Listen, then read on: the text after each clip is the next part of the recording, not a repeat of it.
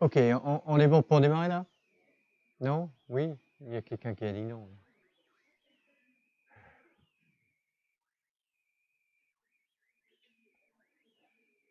Et pas d'insultes personnelles dans les commentaires, s'il vous plaît. Bah, l'année dernière, il y a eu un truc personnel sur un des enseignants. Hein. J'étais pas content. Hein. Il y avait un étudiant qui a mis dans les commentaires un tel et puis tout un tas de trucs. Vraiment, ça dépassait les bandes, quoi. Hein.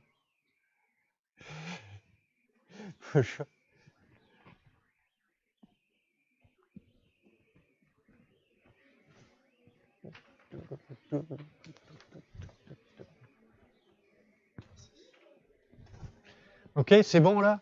Ouais, vous pouvez faire compléter à la fin. Alors, pour notre dernier cours de virologie, on va découvrir le monde des virus à plantes. Jusqu'à présent, j'ai toujours dit virus des plantes, mais il y a quelqu'un dans son topo hier qui a dit virus à plantes, et du coup, je me suis dit, mais oui, c'est comme ça qu'il faut le dire. Donc, merci pour ça. Donc, je vais changer tous les diapos. Voilà, j'ai essayé de le faire un petit peu ce matin. Alors, les virus à plantes méritent un cours à part parce que c'est quelque chose que j'ai tendance un petit peu à négliger tous les ans. Mais à chaque fois que je reviens à ce cours, je redécouvre à quel point les virus à plantes font des choses vraiment très très intéressantes et ils méritent d'être considérés et étudiés, pas simplement par des gens qui s'intéressent à la physiologie végétale, mais tout le monde qui s'intéresse un petit peu à la virologie. Donc ce qu'on va faire, on va commencer par un regard général sur quel type de virus on trouve chez les plantes. Ensuite, on va regarder certains aspects des cycles de réplication chez les plantes, chez les virus à plantes. C'est la même chose que les virus de façon générale. Donc on ne va pas trop tarder sur ça. Mais il y a certaines problématiques qui sont spécifiques aux virus à plantes et on va essayer de focaliser sur ça. Donc, en particulier, les mécanismes d'entrée dans la cellule hôte vont être très différents et les virus à plantes vont être majoritairement dépendants de vecteurs pour effectuer leur entrée. Lors de la dissémination de l'infection, après l'infection initiale, on a deux modes de transmission du virus à l'intérieur de la plante hôte. D'une part, on a une dissémination locale, où on a une transmission de cellule à cellule via les plasmodesmes. Tous les virus de plantes font ça. Et on a aussi une transmission à distance via le système vasculaire. Je ne vais pas tellement parler de ça. Le seul truc à dire pour ça, c'est que dans la plupart des cas, la transmission, la dissémination à distance, c'est dépendant de la protéine de capside. Donc, c'est des particules virales entières qui sont transmises à distance. Ce qui n'est pas le cas forcément pour la transmission de cellule à cellule. On va regarder ça en particulier. Bon, ensuite, on va regarder quelques stratégies de réplication chez deux virus à ARN brun plus et un type de virus à ADN, Gemini-virus. Et on va terminer par une considération du type de génome que l'on retrouve ou de acide nucléique réplicatif que l'on peut se retrouver uniquement chez les plantes et pas chez des animaux, qui sont par exemple les génomes multipartites, les satellites et les viroïdes. Donc là, c'est un petit peu les particularités.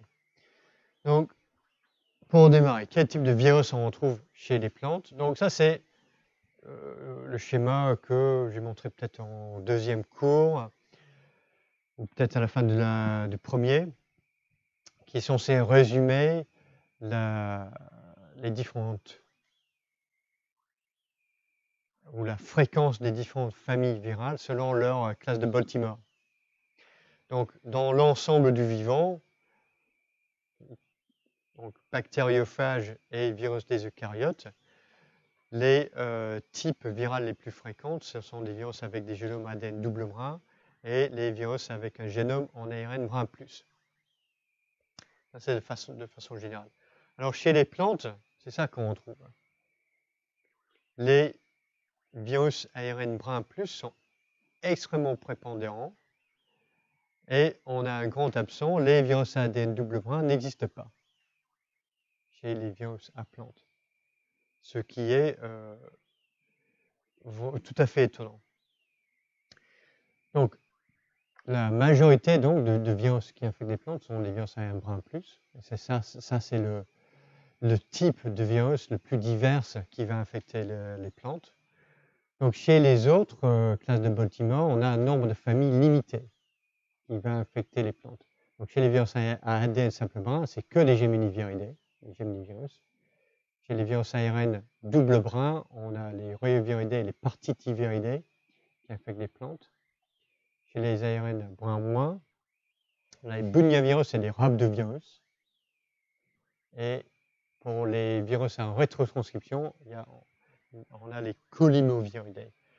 Donc les Colimoviridés, c'est un petit peu comme le virus de l'hépatite B. Dans la particule, on a de l'ADN et la réplication à l'intérieur de la cellule se fait via un intermédiaire en ARN. Alors on n'a qu'un seul cours, donc on ne va pas couvrir la réplication des rotavirus, partitivirus, bunyavirus, rhabdovirus ou colimovirus. Tout ça on va ignorer, on va regarder juste quelques cas des virus ARN brin plus et les Geminiviridae. Alors, à côté de ça, on a des formes réplicatives que l'on trouve chez les virus des plantes et pas chez les virus animaux. Ce sont les satellites et les viroïdes. Et ça serait bien de comprendre la différence entre les deux. Alors, les problèmes particuliers des virus à plantes. Bon, un des gros problèmes, c'est que la paroi cellulaire semble représenter une barrière efficace contre l'infection virale. Et la conséquence, c'est qu'aucun virus à plante ne dispose d'un récepteur spécifique sur la plante hôte. Donc tout ce qu'on avait dit pour l'attachement et entrée pour les virus des animaux, sur l'utilisation d'une glycoprotéine de surface, une protéine de fixation sur la particule virale, et son interaction spécifique avec un récepteur sur la cellule hôte, ça s'applique là aux virus à plantes. Bon, néanmoins, les virus à plantes doivent rentrer dans la cellule hôte d'une façon ou d'une autre, et ça c'est le rôle des vecteurs. Donc énormément de virus à plantes sont injectés dans le cytoplasme ou accèdent au cytoplasme des cellules infectées via des vecteurs insectes qui vont peut-être sucer la sève ou juste mâcher, commencer à mordre les tissus de la plante et abîmer le tissu et permettre à un virus de pénétrer dans le cytosol. Ce n'est pas le cas pour tous les virus à plantes. Certains virus à plantes sont transmis par les moisissures.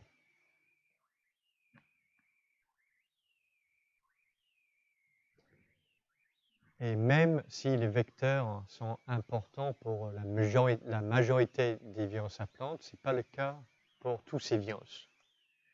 Il existe d'autres modes de transmission qui sont par exemple transmission verticale. Les particules virales peuvent être associées aux graines.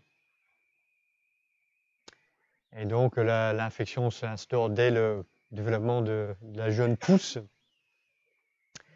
Et aussi, on peut avoir une transmission par les pratiques agricoles, les boutures, les greffes, des choses comme ça. Ça peut transmettre un virus.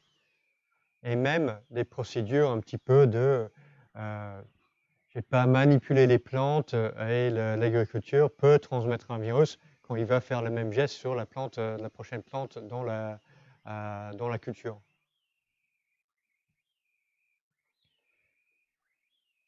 Je ne sais pas, des choses comme castrer le maïs. Donc on va faire le même geste qui est invasif sur différentes plantes dans la culture, puis on peut transmettre un virus passivement sur le matériel que l'on utilise.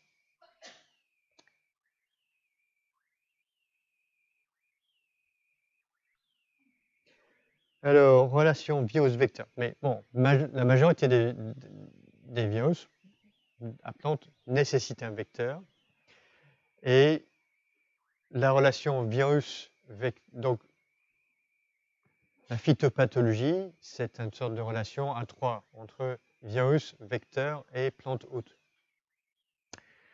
Alors, des fois, on a une relation très spécifique entre le virus et la plante hôte. Donc, c'est le cas pour le virus de mosaïque de cassava ici. Donc, son vecteur, c'est le Bemisia tabaci. Et ce virus-là va infecter uniquement le cassava ou le manioc. Tandis que d'autres Geminiviridae vont utiliser le même vecteur et ils vont être spécifiques d'autres plantes hôtes. Donc, un seul vecteur qui transmet plusieurs virus, mais chaque virus va être spécifique d'une plante hôte. Donc, un autre cas qui est tout à fait différent, c'est les TSWV, qui lui va être très spécifique à un vecteur, Frankliniella occidentalis, mais très peu spécifique quant à la plante hôte que le virus est capable d'infecter. Et ça, c'est probablement lié au fait que le TSWV se réplique activement chez le vecteur. Donc, pour être transmis, bon, le virus doit être capable de se répliquer chez le vecteur. Ça, ce n'est pas le cas pour tous les virus à plantes. Souvent, ils sont transmis de façon passive. Donc, si chez les insectes qui vont sucer la sève, bon, bah, ils vont aspirer la sève contenant plein de particules virales. Et sur la prochaine plante que l'insecte va parasiter, bon, bah, il va réinjecter un petit peu de matériel infectieux sans pour autant que le virus se soit répliqué chez le vecteur. Donc il y a les deux choses qui existent, transmission passive et une réplication active chez le vecteur. Alors un mot sur les noms ici de virus. Donc V à la fin, ça c'est simple, ça c'est pour virus. La première lettre, ça va toujours indiquer la plante qui est infectée. Donc T, ça va être pour tomate, CA, c'est pour cassava, c'est le manioc, M, c'est pour maïs, encore T ici, c'est pour la tomate, B, barley, okay, ça c'est l'orge. Donc on a la première lettre pour la plante hôte, V pour le virus. Entre les deux, on a quelque chose qui va indiquer les symptômes provoqués par l'infection. Donc on a M, c'est pour mosaïque, virus de mosaïque du cassava. S, c'est pour streak, les stries, vont avoir des stries sur les feuilles. SW, spotted wilt, donc on va avoir des taches et les feuilles vont faner. Donc au milieu, donc ce qu'on a au milieu, c'est toujours une indication des symptômes. Donc les noms des espèces de virus des plantes sont comme ça. Espèce hôte, symptômes, puis V pour virus. Éventuellement, si vous voyez VD à la fin, ça c'est pour viroïde. Et si vous avez SAT à la fin, c'est pour virus satellite.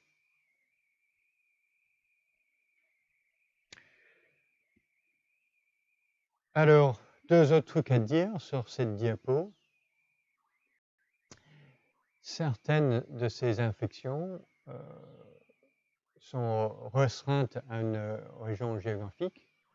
D'autres sont des problèmes mondiaux. Et c'est souvent lié à la transmission du vecteur. Donc ça, c'est avec le commerce mondial. Vous avez le transport de produits qui sont produits sur un continent, exportés sur un autre continent. Sur le matériel des plantes, on a peut-être des plantes infectées, mais aussi le vecteur qui peut être transporté. Donc le problème avec le TSWV, c'est lié à l'expansion de la zone occupée par le vecteur. Pareil pour le Bemisia tabaci.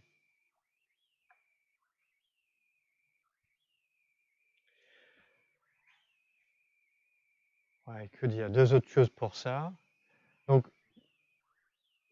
on n'a pas vraiment voilà. Et ouais, juste. Donc, la nécessité pour ces virus d'être transmis par un vecteur, ça a des conséquences pour les moyens de contrôle de lutte contre ces pathogènes contre ces phytopathogènes.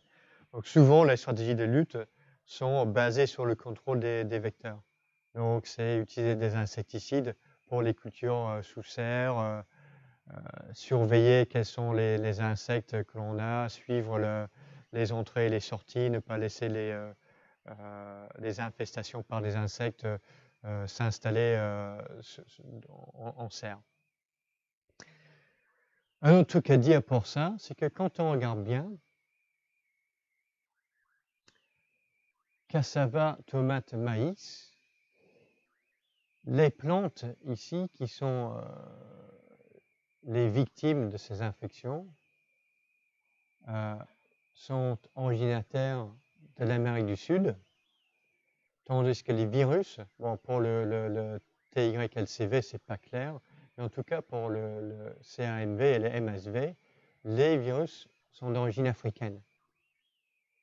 Donc la phytopathologie sévère que l'on observe dans le cas de ces infections, ça semble être encore un exemple d'un cas où on a une transmission d'un virus à une nouvelle espèce. Et donc on imagine qu'en fait, ces virus existaient quelque part en Afrique, ils infectaient une plante sauvage, et lorsque le manioc, le maïs ont été cultivés en Afrique, ça c'est l'arrivée d'une espèce nouvelle, une nouvelle plante hôte. Donc on a un saut d'espèces par le virus, et c'est l'inadéquation entre l'hôte et le pathogène viral qui qui résulte en une infection très sévère.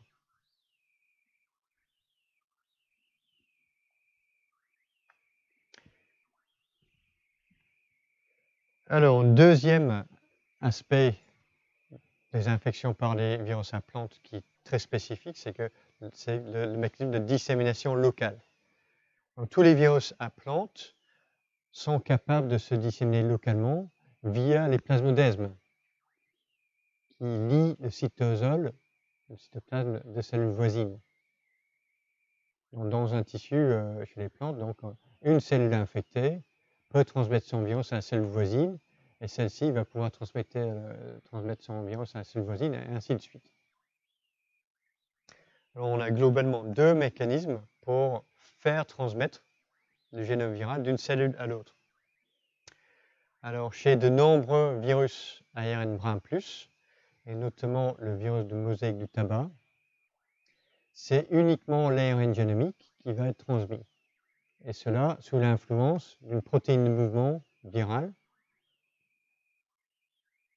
qui est la protéine P30 chez le TMV. Donc, le P30 va s'associer à l'ARN viral, et le complexe P30 plus l'ARN viral est capable de traverser les plasmodesmes.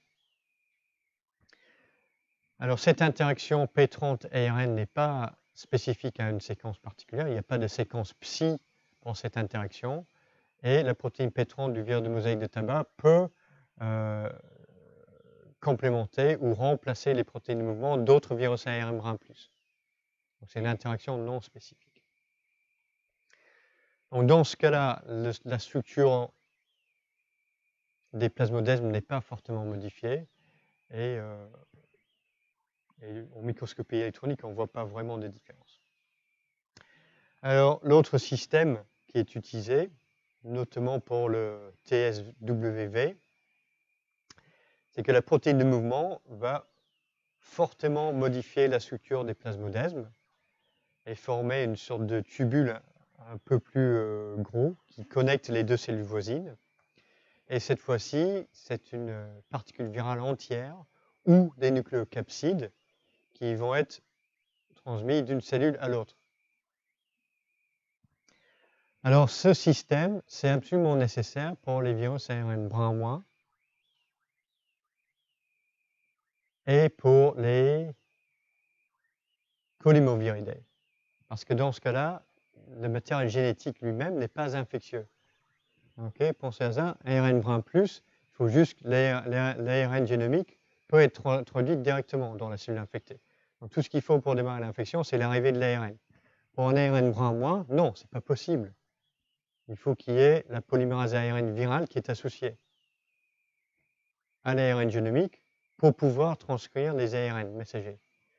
Donc pour les ARN brin-moi, il faut absolument transmettre d'une cellule à l'autre la nucléocapside plus l'ARN polymérase. Donc ça, c'est le mécanisme essentiel pour les virus ARN brin-moi chez les plantes. Bon, c'est aussi les protéines de transport de certains virus ARN brin+ sont de ce type-là.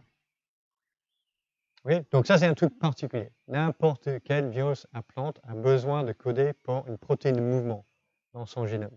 Parce que cette étape-là est absolument essentielle.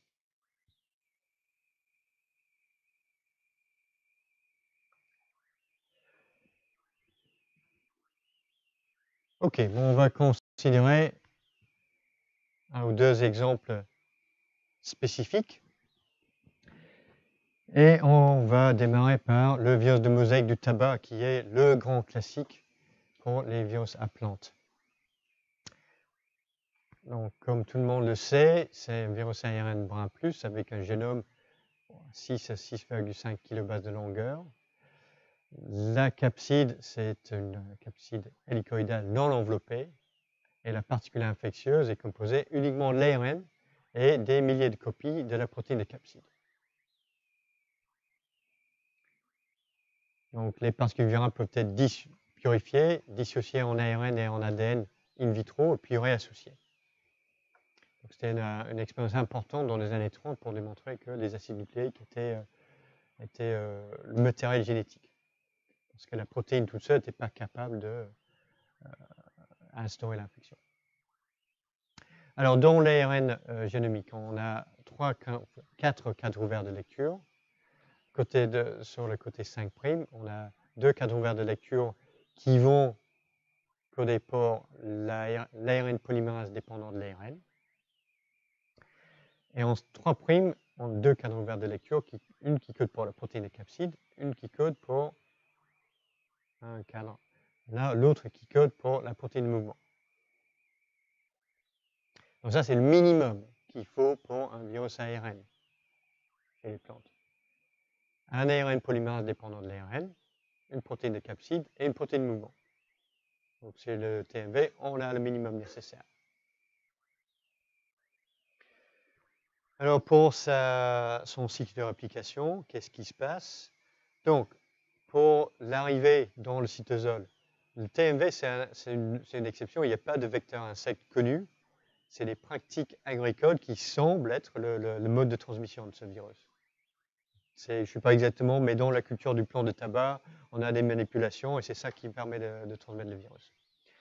Donc, lors de ces manipulations-là, la particule virale va avoir accès au cytosol. Donc, c'est la particule virale encapsidée qui rentre dans la cellule. La décapsidation semble être provoquée par la fixation du ribosome de la cellule hôte à l'extrémité 5' de l'ARN, ou de l'ARN qui est associé à la nucléocapside. Donc, le ribosome va se fixer ici, et au fur et à mesure qu'il traduit l'ARN messager, l'ARN génomique de la plante, il va décapsider partiellement la particule virale. Donc, le premier cadre ouvert de lecture, les 2 premiers cadres ouverts de lecture sont traduits.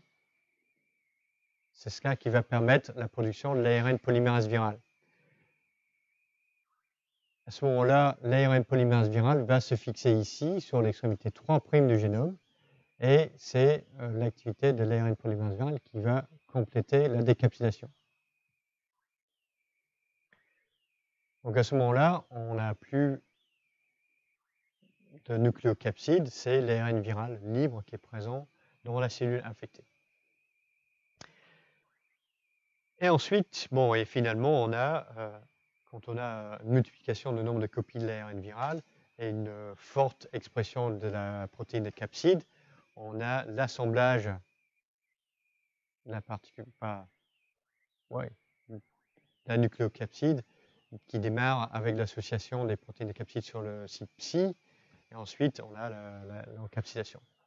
Donc tout le cycle de réplication dure environ 45 minutes.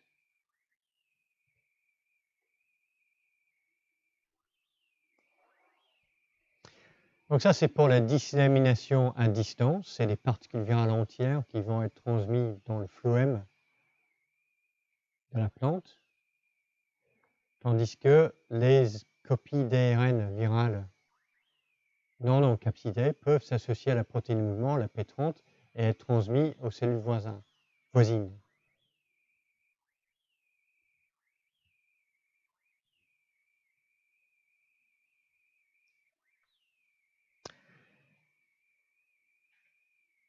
Alors, on connaît les mécanismes de réplication du virus de mosaïque de tabac depuis bien longtemps. Et depuis peut-être une dizaine, une quinzaine d'années, on a essayé d'exploiter ces connaissances pour générer des vecteurs viraux capables d'exprimer des protéines chez les plantes de façon transitoire, mais à très fort niveau. Et l'idée, c'est que on va utiliser l'Agrobacterium tumefaciens et le plasmide TI pour transmettre un ADN dans les noyaux des cellules de la plante par agro-infection.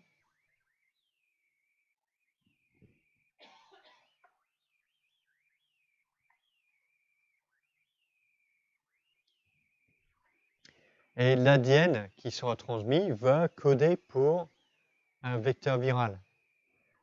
Donc, deux exemples de vecteurs viraux sont illustrés ici. Donc, soit on a l'ARN polymérase, protéine de mouvement et la capside. Donc ça va former, et on insère un cadre ouvert de lecture qui va pouvoir exprimer notre gène d'intérêt. Donc ce truc-là, il peut former une capside virale qui est capable de se disséminer partout dans la plante. Ou alors, on a ce type de vecteur, ARN polymérase, protéine de mouvement et notre protéine d'intérêt. Ce truc-là, c'est plus intéressant au niveau de biosécurité parce qu'il ne peut pas former une particule virale infectieuse. Donc, il ne peut pas être disséminé à distance dans la plante et il ne peut pas être transmis d'une plante à l'autre et échapper aux cultures, qui est toujours un souci avec des vecteurs viraux. Donc ça, c'est des vecteurs qui ont été développés dans un article publié en 2007. Et c'est ce qu'on montre ici. Donc on a utilisé soit celui-ci pour faire exprimer la GFP dans une feuille. Donc on prend les suspensions de bactéries, l'Agrobacterium tumefaciens, on va les injecter ou les faire entrer dans la feuille et ensuite on suit le niveau de l'expression. Donc pour ce vecteur-là, on a une expression très très forte, mais on n'a pas de dissémination à distance. Okay, tous les autres feuilles de la plante restent négatives. Tandis que pour celui-ci, puisqu'on a la capside, on a la possibilité d'avoir une dissémination à distance. Donc ça, c'est un petit peu... c'est pas vraiment souhaité pour une exploitation. Donc, ça, c'est quelque chose qui est vraiment très très intéressant parce qu'on peut avoir un fort niveau d'expression. On peut récupérer peut-être 1 à 5 mg de protéines recombinantes par gramme de feuilles. Et ça, c'est poids brut. Hein. Donc, sur il n'est pas difficile d'avoir 1 kg de feuilles, ce qui va nous donner 1 gramme ou 1 à 5 grammes de protéines recombinantes. Et il est facile d'envisager de faire ça à plus grande échelle.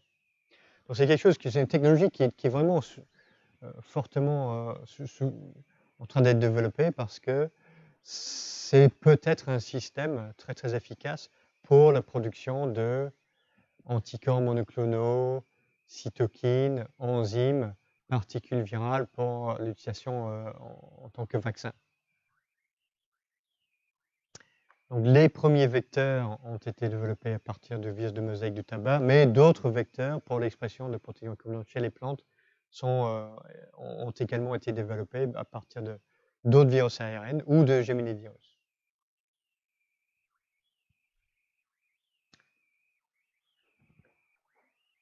Ok, bon, j'ai pas eu le temps de mettre mes petites questions sur mClickers aujourd'hui, donc je vais juste vous les proposer et on va faire ça à main levée pour être sûr que tout le monde a bien suivi.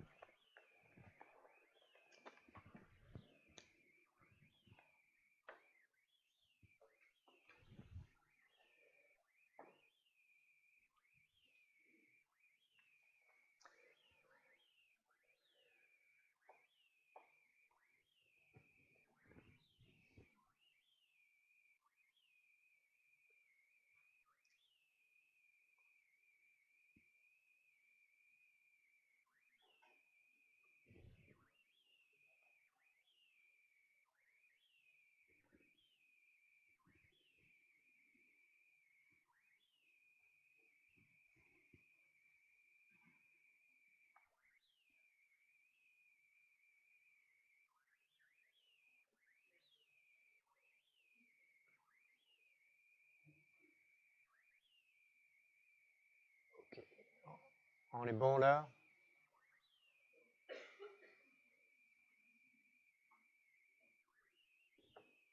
Ok. Ah, aucun virus ADN n'infecte des plantes. Qui dit oui? Qui dit non? Ok, vous avez raison. Les Geminiviridés sont les virus ADN. Aucun virus ADN double brin. B, aucun virus enveloppé n'infecte des plantes. Qui dit oui? Qui dit non? C'est les noms qui ont raison. Il existe des virus enveloppés chez les plantes. Les rhabdovirus, Rhabdoviridae et les Bunyiaviridae qui peuvent infecter les plantes. Ce sont des virus enveloppés. Tous les virus des plantes ont besoin d'un vecteur pour leur transmission. Qui dit oui? Qui dit non? Ah, c'est un peu plus divisé là. La bonne réponse correcte est non. Autres modes de transmission sont possibles. Transmission verticale, il n'y a pas de vecteur, et transmission par les pratiques agricoles. Donc ça, c'est pas vraiment un vecteur à ce moment-là. À la limite, on peut dire que c'est l'agriculteur qui est le vecteur, mais ici, fallait comprendre vecteur biologique. Donc, la réponse recherchée, c'est non pour cette question-là. Et D, certains virus à plantes peuvent également se répliquer chez le vecteur qui les transmet. Qui dit oui? Qui dit non? Ok, oui, vous avez tous raison. Ok, bien. Alors, d'autres espèces de virus. Alors, notre prochain exemple, c'est le BAYMV, qui est Barley Yellow Mosaic Virus. Donc, c'est encore un virus ARN brun plus, avec une capside hélicoïdale non enveloppée. Cette fois-ci d'une famille distincte, la famille des potivirus. Et cette fois-ci, c'est un virus qui est transmis par les moisissures de Polymyxa graminis. Alors, Polymyxa graminis, c'est une moisissure qui pousse dans le sol. Et lorsque elle va germiner, elle va envoyer ces ifs qui vont pénétrer les racines des plantes. Et ils vont parasiter la plante par leurs racines. Donc, ça, c'est un exemple, ça, c'est une image des différentes spores de Polymyxa graminis.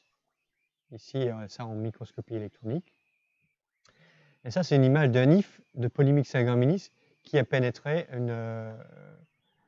qui pousse de racines d'une plante de façon expérimentale. Donc ça, c'est un vecteur parfait pour les virus parce que l'if va pénétrer à l'intérieur du cytosol des cellules de la racine. Et c'est extrêmement difficile de séparer, enfin même impossible, de séparer les particules virales des spores. Donc on peut récupérer les spores de Polymyxa graminis, les laver, les traiter par l'acide, les traiter par des conditions alcalines, les mettre sous détergent, le virus reste toujours associé, le BAYMV en tout cas. Donc il semble que la particule virale est à l'intérieur du spore et qui est libérée lors de la germination de celle-ci. Alors c'est aussi un exemple rare parce que les spores restent en dormance pendant plusieurs années. Donc un champ qui a été touché par une infection de la BAYMV va rester contaminé pendant plusieurs années, ce qui n'est pas le cas pour la plupart d'autres virus. Donc si vous éliminez le vecteur chez les autres virus des plantes, vous n'allez pas avoir un problème l'année suivante. Puisque pour le BAYMV, ce n'est pas le cas, parce que le sol va rester toujours contaminé. Et si on essaye de semer de l'orge sur un sol contaminé, c'est ça que l'on voit, le résultat. On a ces taches jaunes, ce n'est pas un nuage qui passe au-dessus du champ et on a le soleil ici. Ça, c'est des zones où les plants sont infectés dès leur première pousse. Et quand on regarde bien, bon, les feuilles qui poussent là sont comme ça. Donc, ça, c'est un problème dans l'hémisphère nord, Europe, Asie, et on a des pertes de récolte. Bon, on parle de 30% de la récolte d'un champ peut être perdue à cause de ce virus. Ça peut être un problème. Et cette fois-ci, on n'a pas vraiment de possibilité de contrôler le vecteur. Le mécanisme de contrôle, c'est de semer les semences qui sont résistantes au virus et qui sont commercialisées par différents vendeurs de semences.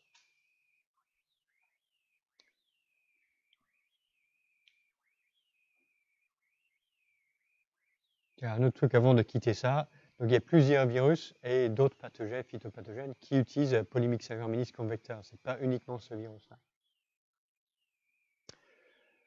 Alors, les petits virus, comment ils vont faire pour se répliquer? Un peu comme le TMV, le vecteur emmène la partie virale entière dans le cytosol de la plante, de la cellule hôte, et la décapsulation démarre avec la traduction. Cette fois-ci, quand on regarde, le génome des petits virus code pour une polyprotéine. Et son ARN génomique est associé avec une protéine virale, la VPG. Quand on regarde dans la polyprotéine, donc on a plusieurs, donc ça c'est une forme immature, et chaque protéine fonctionnelle est libérée par clivage par des protéases virales. Donc on a 3 ici, la P1-Pro, HC-Pro et la NLA protéase. C'est la NLA protéase qui est responsable de la plupart des clivages protéolytiques. Donc l'action des protéases virales va libérer les protéines virales fonctionnelles qui vont être l'ARN polymérase virale, la protéine de capside, la VPG et la protéine C1 qui est en fait la protéine mouvement. Donc on a encore les 3 protéines nécessaires pour un virus ARN chez les plantes. ARN polymérase, capside et protéine mouvement. Donc ce schéma, polyprotéine, VPG, plus clivage par des protéases virales, ça rappelle vraiment ce qu'on voit chez les picornavirus. Et en effet, quand on regarde bien, il y a une homologie de séquence entre les ARN polymérases, il y a une homologie de séquence entre les protéines G, et la NLA protéase ressemble à la protéase 3C chez les picornavirus. Et la protéine C1 est l'homologue de la protéine 2C chez les picornas. Donc, ce qui semble s'être passé, c'est que, bon, à un moment donné, un picornavirus qui infecte des plantes, et on a une sorte de recombinaison bizarre. Le picorna perd la partie 5' de son génome, donc les protéines de capside s'en vont, et ensuite il récupère la capside quelque part de notre virus qui va se coller en 3'.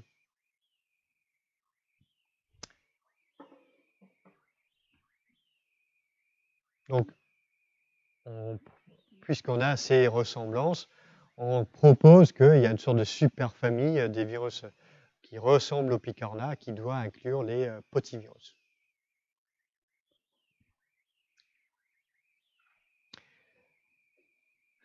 Alors, les Geminiviridae. Seul exemple d'un virus ADN qui se réplique chez les plantes. Donc, c'est intéressant à regarder.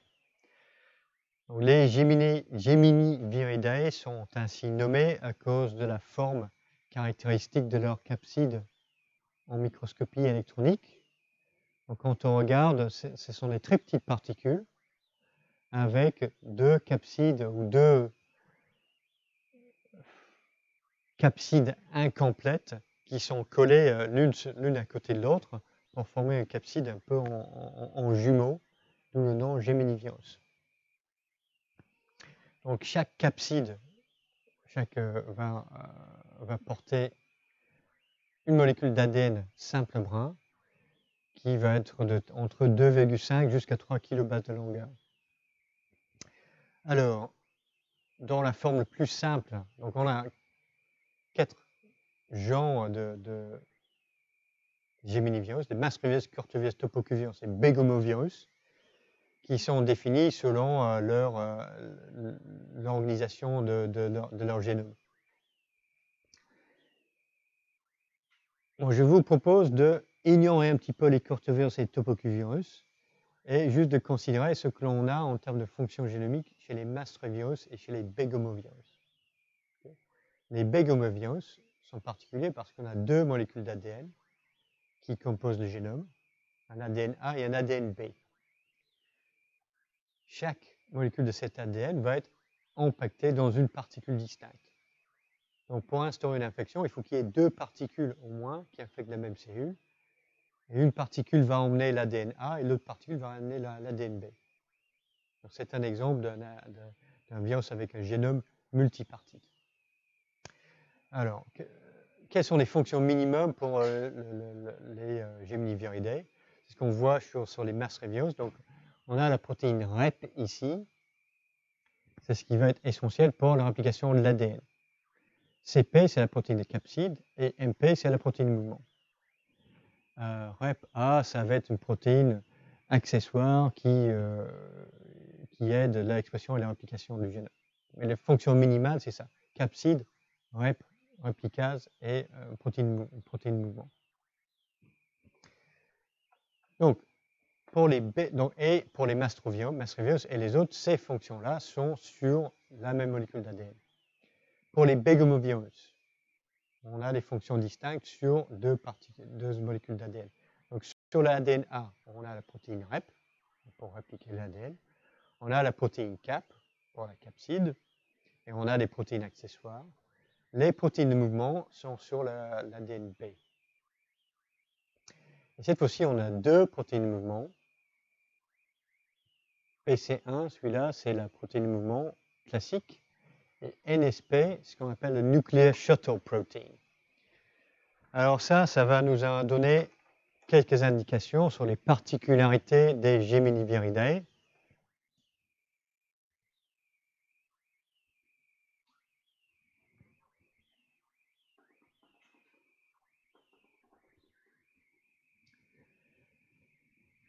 Donc ça, c'est le noyau, ça, c'est le cytosol.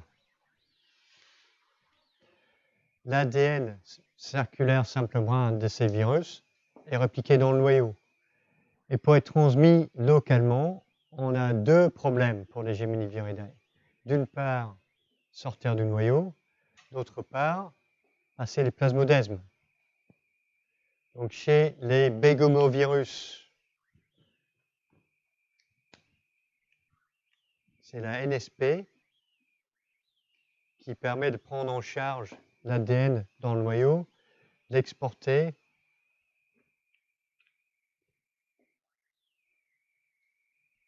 dans le cytosol. Et ensuite, c'est la protéine BC1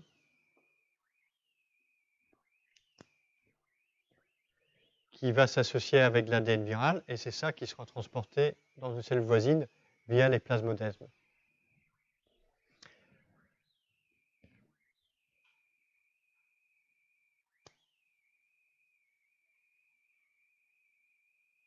Alors, c'est le transport de l'ADN viral entre des cellules qui semble imposer une limite de taille très stricte sur la taille des génomes des Geminiviridae. Parce que des ADN qui ont une taille supérieure à 5 kilobases ne peuvent pas passer, et la protéine de transport ne va pas s'attacher aux molécules d'ADN inférieures à 2 kilobases. Et l'optimum, c'est entre 2,5 et 3 kilobases. Et c'est probablement pour cette raison-là qu'on n'a pas de virus ADN double brun chez les virus. Ce sont des contraintes sur le transfert de l'ADN d'une cellule à l'autre.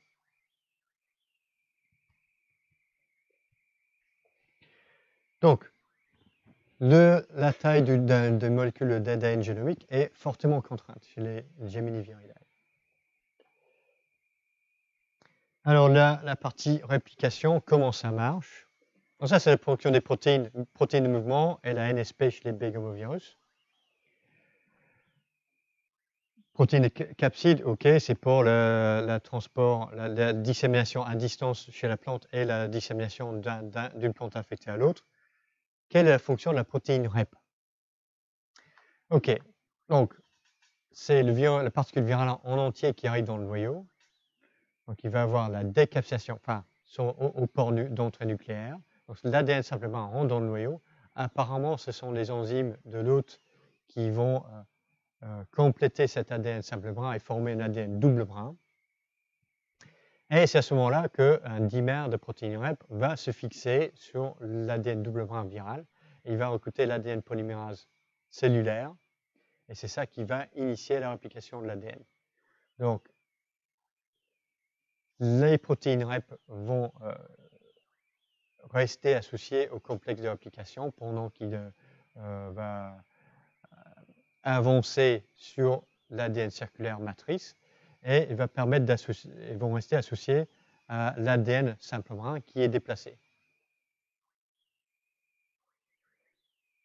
Donc à la fin, quand le complexe de réplication on a fait tout le tour là, la protéine REP est essentielle pour séparer ces deux brins, l'ADN simple brin qui était déplacé et de nouvelles copies de l'ADN double brin.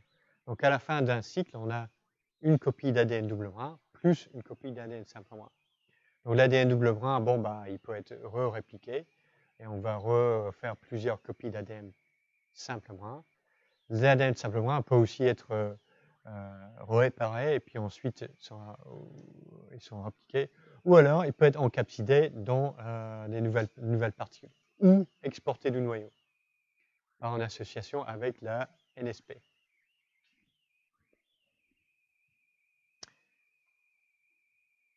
Donc ça c'est le mécanisme de réplication des Geminiviridae.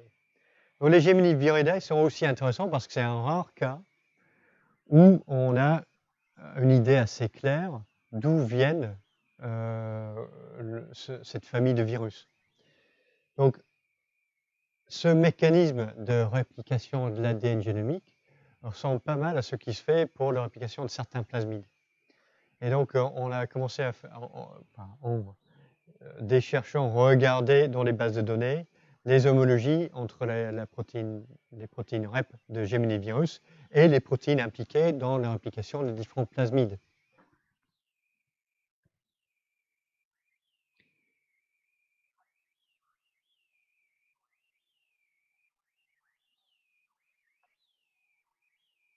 Juste pour faire un zoom sur ça.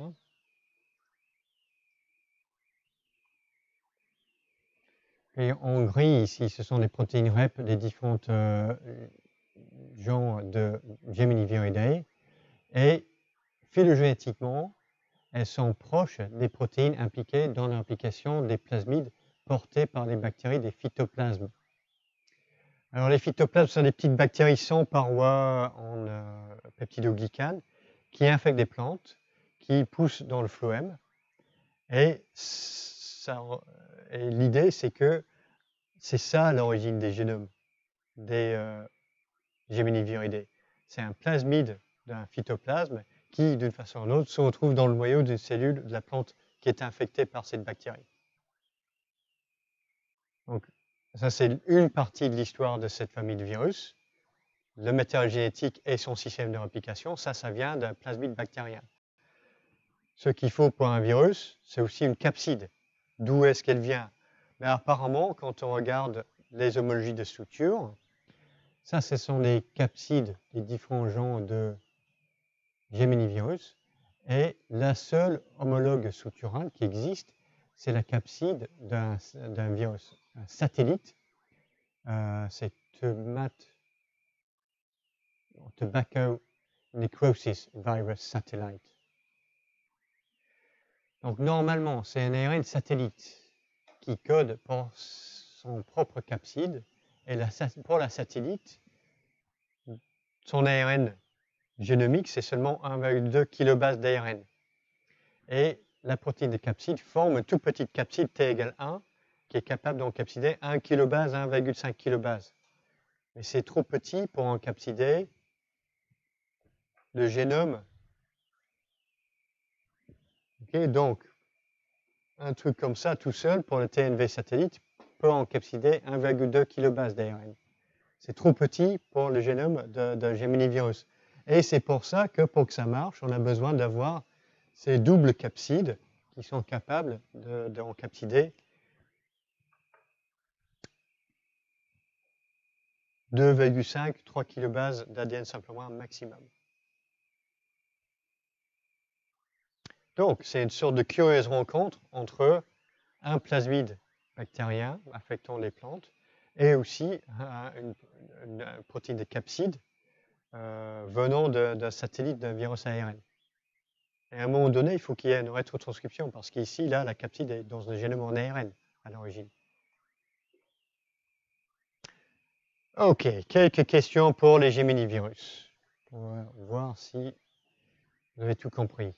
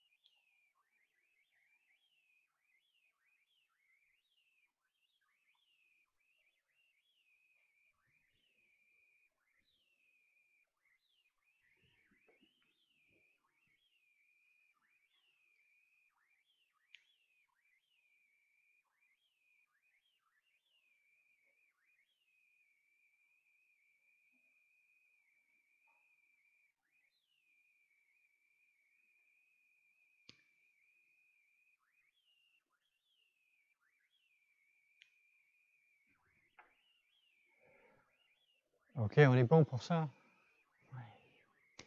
Alors, la protéine REP des Gemini-virus code pour un polymérase ADN. Qui dit oui? Qui dit non? Oui, vous avez raison. Okay, ce n'est pas un polymérase ADN, il recrute le polymérase ADN cellulaire. C'est un peu comme l'antigène grand T, SV40, n'est-ce pas? Oui. B, la protéine mouvement des Gemini permet de transmettre la particule virale entière d'une cellule à l'autre. Qui dit oui? Qui dit non? Qui ne souhaite pas s'exprimer? La majorité d'entre vous. La réponse est non. La protéine de mouvement va s'associer à l'ADN viral et permet de transférer l'ADN viral d'une cellule à l'autre, pas la particule virale. Donc la vraie réponse est non là. Les Gemini-virus sont tous transmis par des vecteurs insectes. Qui dit oui? Qui dit non? Je pense que la vraie réponse est oui. Hein. Je ne vois pas qu'il y a d'exemples de Gemini-virus qui ne soient pas transmis par un insecte.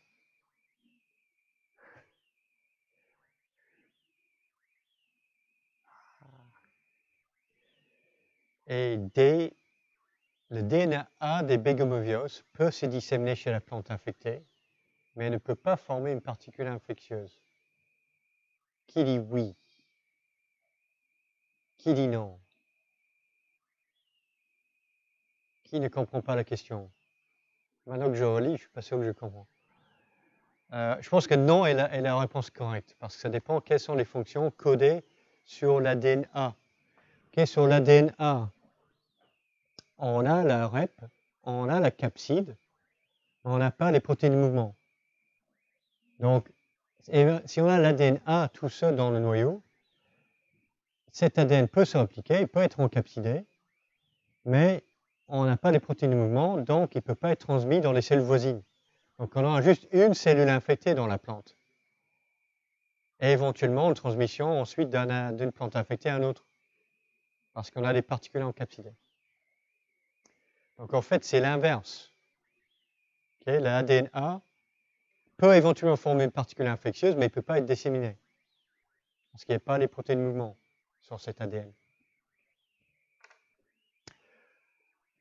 Ok, donc on a 20 minutes pour finir, et puis on va considérer les formes génomiques qui sont particulières chez les plantes. Les bégomovirus, c'est un exemple d'un génome multipartite. Ça, c'est quelque chose qu'on retrouve chez les plantes, chez les virus à plantes, pas chez les virus à animales. Et il faut être clair sur la différence entre un génome segmenté et un génome multipartite. Pour un génome segmenté, c'est ce qu'on a chez le virus de la grippe. On a plusieurs segments génomiques, mais tous ces segments génomiques vont être incorporés dans la même particule virale.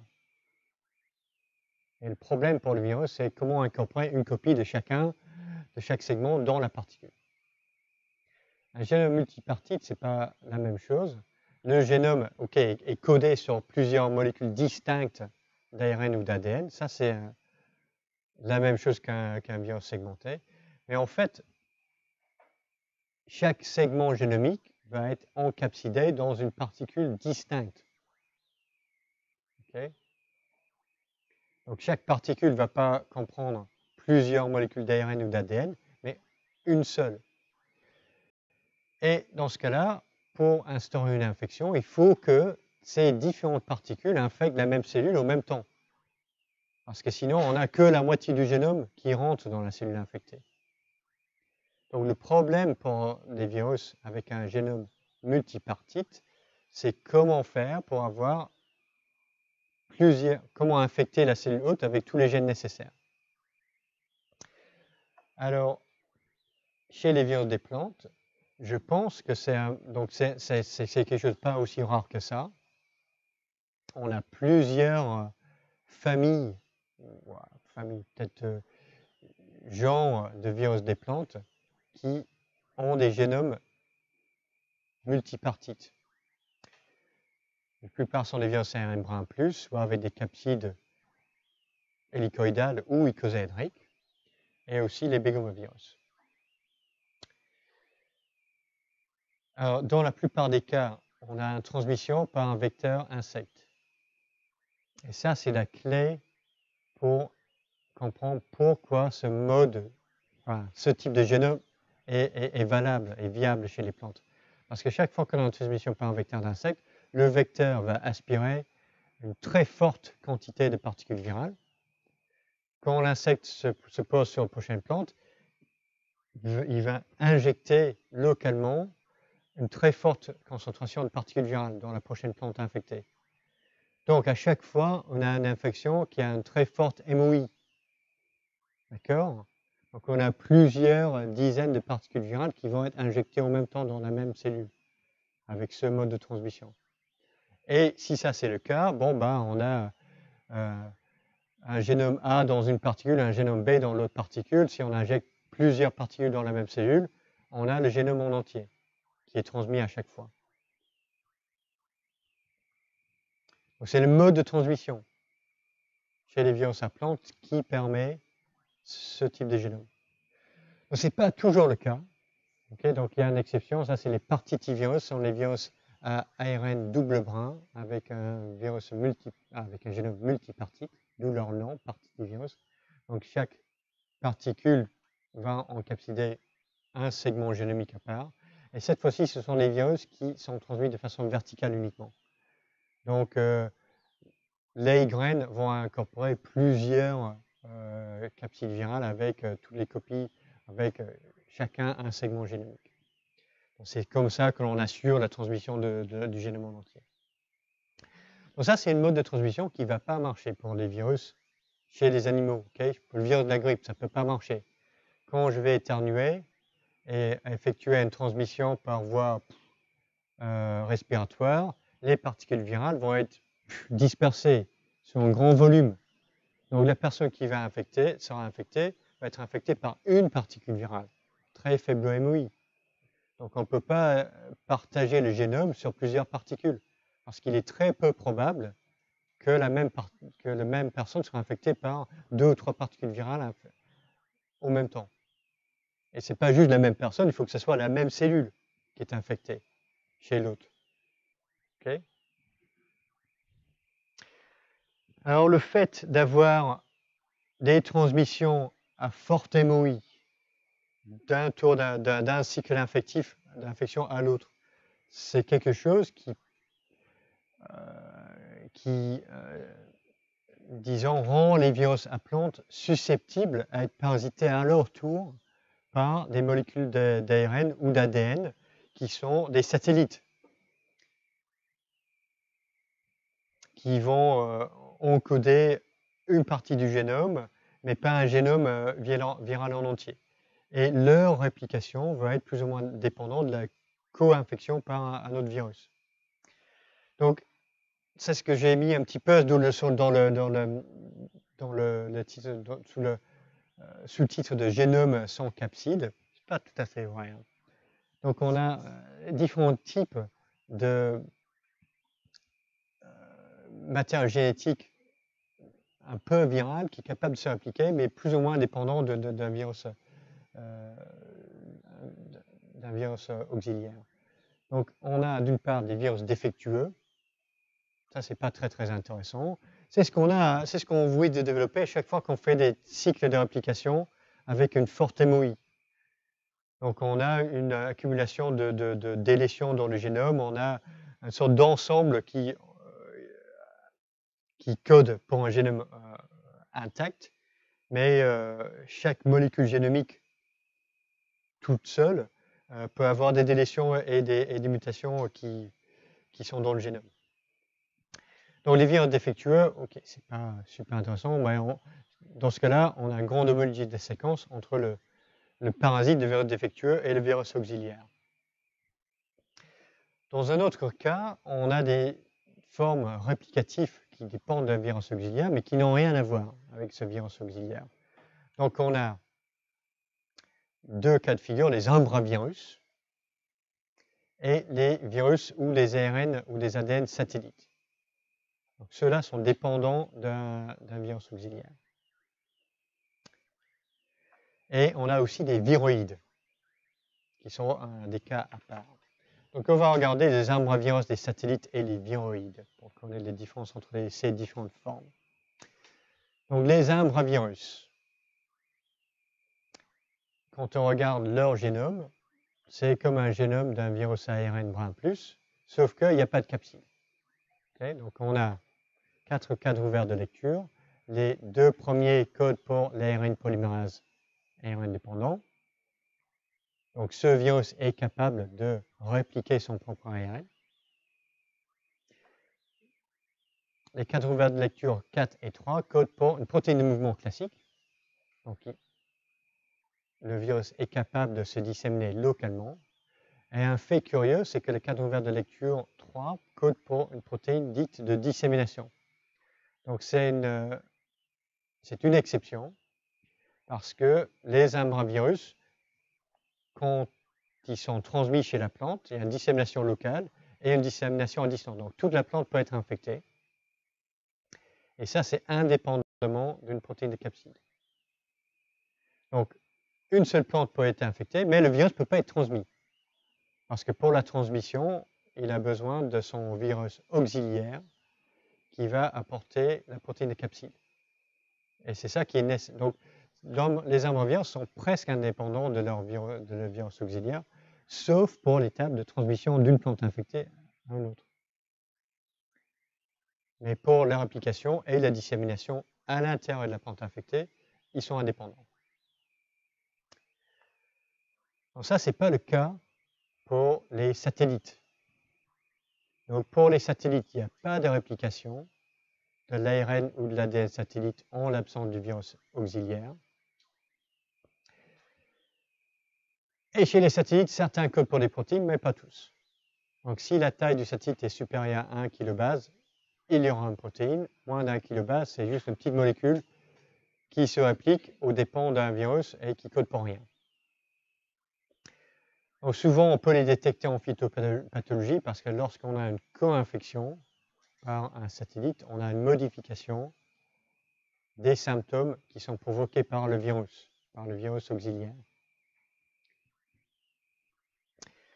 Alors, chez les satellites qui codent pour une protéine, on distingue les virus satellites, qui sont ceux qui vont coder pour une protéine de capside. Donc le TNV satellite, celui qui a donné sa protéine de capside au Gemini Viridae. C'est un ARN de 1,2 kilobase de longueur, linéaire, ARN linéaire, qui code pour la protéine de capside, qui va encapsider cet ARN. D'autres ARN satellites ne codent pas pour de capside, donc ils vont être encapsidés par la capside du virus auxiliaire. Et soit ils codent pour une protéine, ou rien du tout, mais dans ce cas-là, la fonction de la protéine, si elle est codée, c'est de diriger l'ARN polymérase du virus auxiliaire sur l'ARN du satellite. D'autres structures dans les ARN satellites peuvent être impliquées dans leur réplication.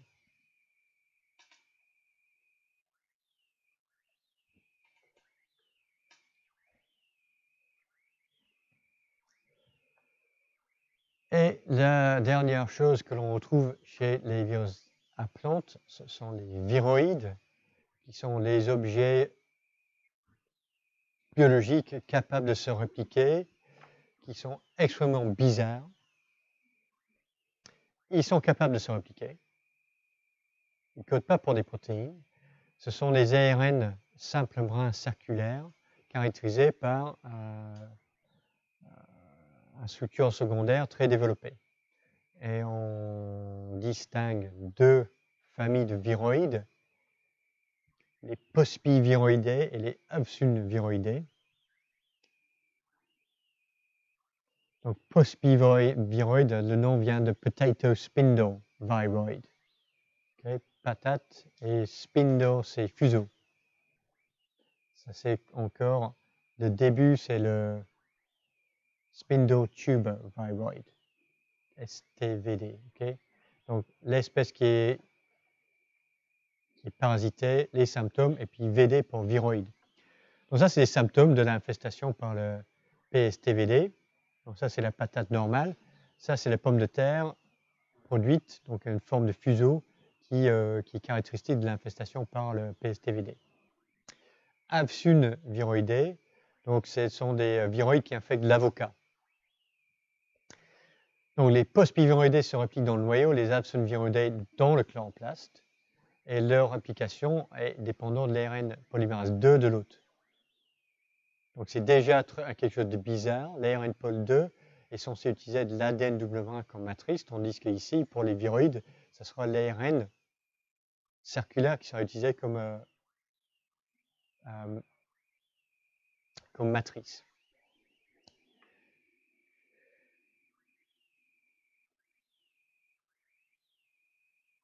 Alors, d'autres mots à dire pour la transmission et les symptômes. Donc, les viroïdes ne codent pour aucune protéine, donc toute leur application est dépendante des protéines de l'hôte. Donc, pas de protéines de mouvement, donc c'est les protéines de l'hôte qui sont responsables de la dissémination locale, pas de capsides, donc c'est les protéines de l'hôte qui sont responsables pour la dissémination à distance. Alors, puisque les viroïdes ne codent pas pour de protéines, comment se fait-il qu'ils provoquent des symptômes, qui provoquent des phytopathologies? Et en fait, ça semble être dû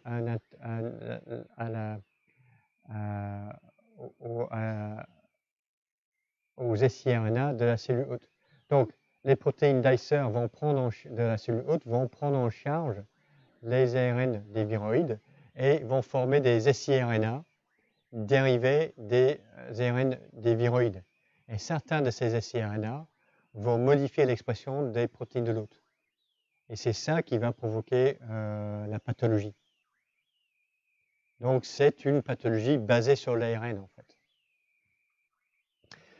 Dernière chose, normalement on a dit tout au début des cours, un génome viral tout seul, ça ne va pas durer très longtemps. Une capside, c'est absolument essentiel pour protéger le génome viral.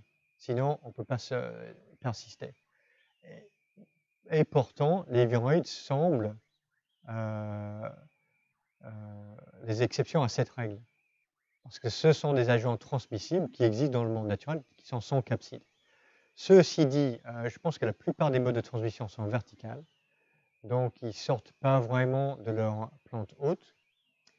Et leur demi-vie, une fois sortie de l'hôte, est très courte. Donc, ce sont des molécules d'ARN qui ne sont pas très très stables à l'extérieur de la plante infectée. Et je ne suis pas sûr qu'il y en ait qui soient transmis par des vecteurs insectes. À vérifier va savoir quelle source. Bon, dans un ouvrage spécifique des viroïdes, ok? Donc, notre résumé pour aujourd'hui, c'est ça. Virus des plantes, des formes génomiques spécifiques chez les plantes, pas de virus ADN double brin. probablement lié à ces contraintes sur le transport d'ADN pour sortir du noyau et pour être transmis aux cellules voisines. On a des formes subvirales spécifiques que l'on retrouve chez les plantes et pas chez les virus à animaux. Les autres points, épidémie, plutôt souvent liée à l'expansion du vecteur. Si le vecteur est transmis à une autre zone mondiale, il va porter ces virus. Ces trucs-là, très importants à ne pas oublier pour les virus des plantes. N'importe quel virus des plantes a besoin d'une protéine de mouvement. C'est essentiel. Et en plus d'une protéine de capside. Ok, je vais vous laisser là. Donc certains ont fini les TD et j'espère que vous serez nombreux à venir pour l'examen blanc qui n'est pas une épreuve notée, c'est uniquement une séance d'entraînement pour vous.